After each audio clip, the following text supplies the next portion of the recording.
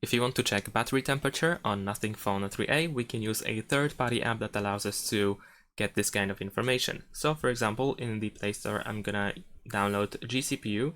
This is the app that I'm gonna use. This one actually provides many details about our phone, not only about the battery temperature, but much more.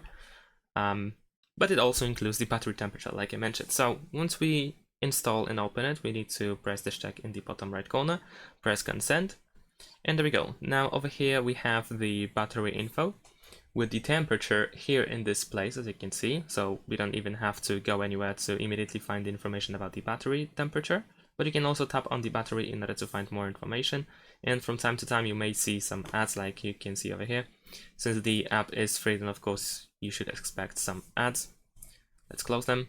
But now here we can also find the battery temperature information as well as in this place. So that is pretty much it. Thanks for watching, leave a like and subscribe to my channel, and see you in my next videos. Bye!